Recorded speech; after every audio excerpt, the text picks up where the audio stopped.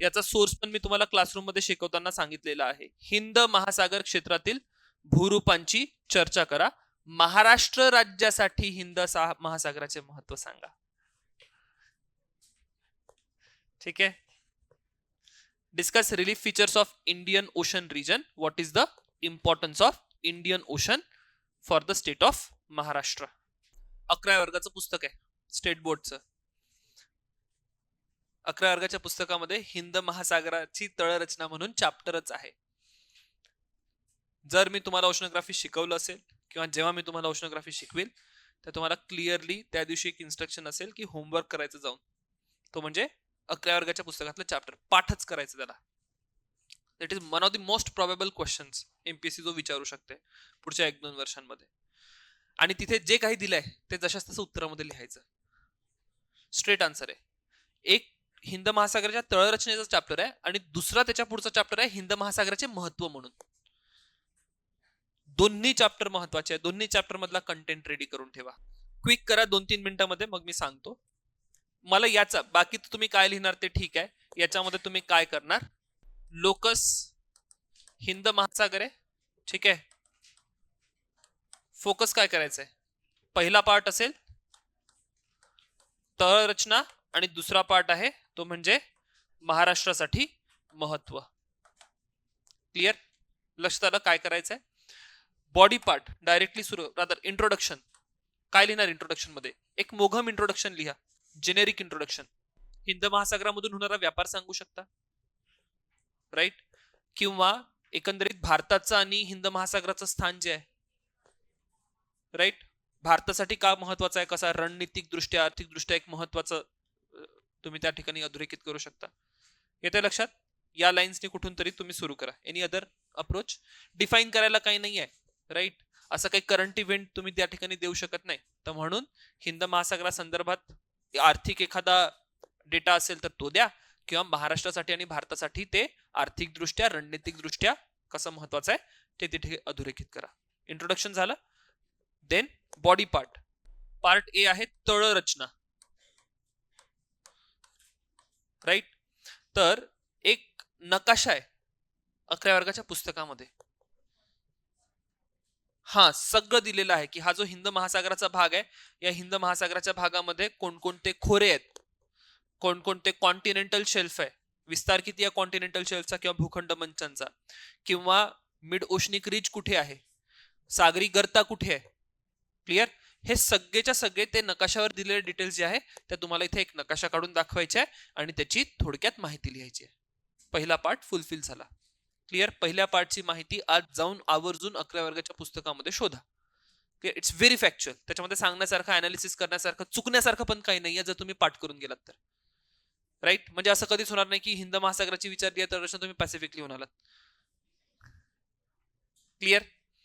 Then part B is tricky, की याचं महाराष्ट्रासाठी महत्व काय आहे. तुम्ही आर्ग्युमेंट कसं बिल्ड करता इज द की, राईट. बाकी कंटेंट सगळ्यांना माहिती आहे. काय लिहिणार, आर्थिक महत्व आहे, रिसोर्सेस मिळतात, हा, पेट्रोलियम आणि नॅचरल गॅसचे रिसोर्सेस, पण ते महाराष्ट्राला मिळतील का, is it a state subject or. ठीक आहे, एक संसाधनांची चर्चा करू की सागर संपत्ती जी काही आपल्याला प्राप्त होते, जैविक संसाधन असतील किंवा अजैविक, बायोटिक और एबायोटिक रिसोर्सेस दोन्ही आपल्याला उपलब्ध होतील. खाड्यांचे जे प्रदेश आहेत त्यातनं आपल्याला मासेमारीच्या संधी विकसित होतात. ठीक आहे, फाईन. नेक्स्ट. अच्छा, हिंद महासागरामुळे महाराष्ट्राला मान्सून पासून पर्जन्य प्राप्त होतं, दॅट इज ऑल्सो ऍक्सेप्टेबल, पण तो पॉइंट ना थोडा शेवटी लिहा. ठीक आहे.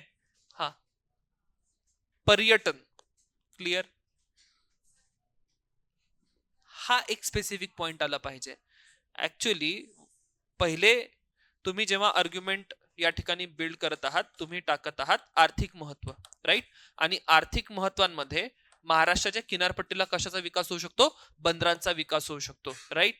याच सागरामधून आपण मग काय करू शकतो, आपण करू शकतो व्यापार, राईट.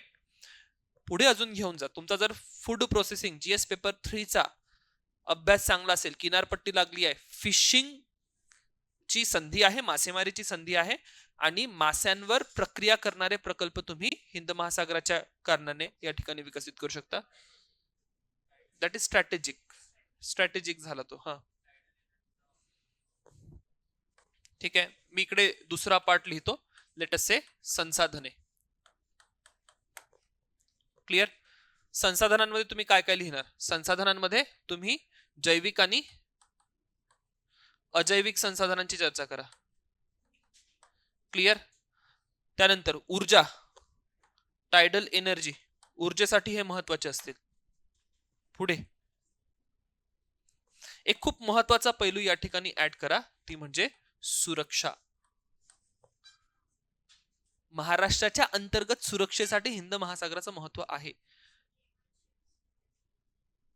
एक तुम्ही या ठिकाणी संदर्भ द्या 26/11च्या हल्ल्याचा. महाराष्ट्राच्या सुरक्षेचा प्रश्न, देशाच्या सुरक्षेचा प्रश्न होताच, पण हा कशाचा प्रश्न होता? महाराष्ट्राच्या सुरक्षेचा प्रश्न होता. हिंद महासागराचा जर तुम्ही एक परिणाम महाराष्ट्रावर बघितला तर अतिरेकी हल्ले, तस्करी किंवा बाकी अंमली पदार्थ वगैरे जे असतील त्यांची जे काही व्यापार होतोय तो सर्वच्या सर्व कुठनं होतोय?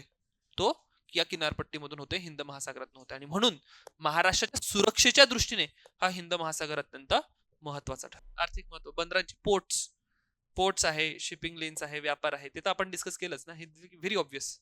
इथे महाराष्ट्राचा अभ्यास पाहिजे. I gave a hint. इथे महाराष्ट्राचा अभ्यास चांगला पाहिजे.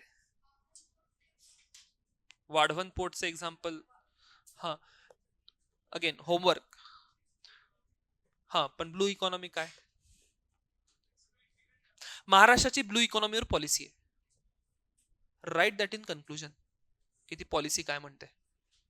पॉलिसी या पूर्ण सागरी संसाधनांचा वापर कसा केला पाहिजे यावर काय सांगते. Right. So that is you are providing some way forward की भविष्यामध्ये आपण काय करणार आहोत. मी भारताची पण ब्लू इकॉनॉमीची पॉलिसी लिहू शकतो, बट ती मी का नाही लिहिणार? मला इथे महाराष्ट्र स्पेसिफिक गोष्ट मांडायची आहे. क्लिअर. चला, सो दॅट इज झाले ना 10 प्रश्न. So thank you for being patient.